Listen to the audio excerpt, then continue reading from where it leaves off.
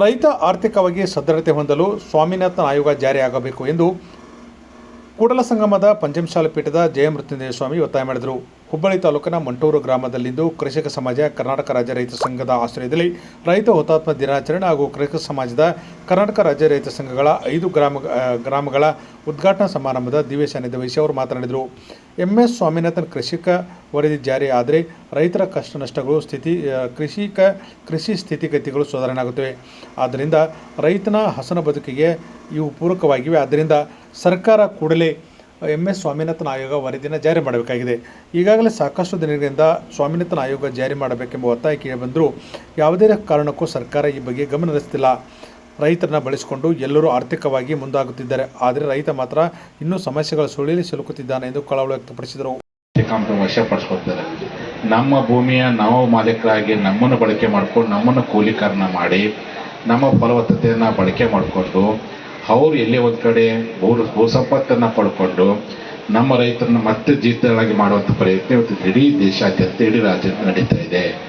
ಆ ಹಿನ್ನೆಲೆ ಒಳಗೆ ನಮಗಿರ್ತಕ್ಕಂಥ ಏಕೈಕ ಮಾರ್ಗ ರೈತ ಉಳಿಬೇಕು ಅಂತಂದರೆ ಏಕೈಕ ಮಾರ್ಗ ಅಂತಂದರೆ ಅದು ಡಾಕ್ಟರ್ ಸ್ವಾಮಿನಾಥನ್ ಅವರ ವೈಜ್ಞಾನಿಕ ಬೆಲೆ ಜಾರಿ ಆಗಬೇಕನ್ನುವಂಥದ್ದು. ವೈಜ್ಞಾನಿಕ ಬೆಲೆ ಜಾರಿಗೆ ಆಗದೇ ಹೊರತು ಸಮಗ್ರ ರೈತರ ಅಭಿವೃದ್ಧಿ ಆಗಲಿಕ್ಕೆ ಸಾಧ್ಯವಿಲ್ಲ.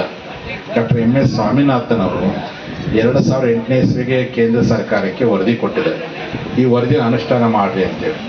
ಅಲ್ಲಿಂದ ಇಲ್ಲಿವರೆಗೂ ಸುಮಾರು 18-20 ವರ್ಷಗಳಾಗ್ತಾ ಬಂತು.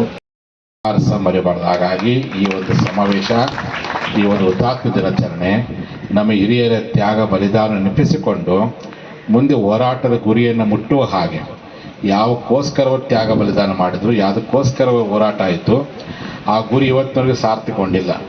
ನಾವು ಮಾಡಿರ್ತಕ್ಕಂಥ ತ್ಯಾಗಕ್ಕೆ, ಬಲಿದಾನಕ್ಕೆ ಇವತ್ತಿನ ಪ್ರತಿಫಲ ಸಿಕ್ಕಿಲ್ಲ. ಶ್ರೀಮಂತನಾಗ್ತದಾನೆ, ಶ್ರೀಮಂತನಾಗಿ ತನಗಿರ್ತಕ್ಕಂಥ ಸಾಲಗಳೆಲ್ಲವನ್ನು ಸಹ ಮನ್ನಾ ಮಾಡಿಕೊಂಡು ಕೋಟಿಗಟ್ಟಲೆ ಹಣ ಮಾಡಿಕೊಂಡು ದೇಶದ ಆಯಾಕಷ್ಟು ಜಾಗದಲ್ಲಿ ಸುಖವಾಗದ.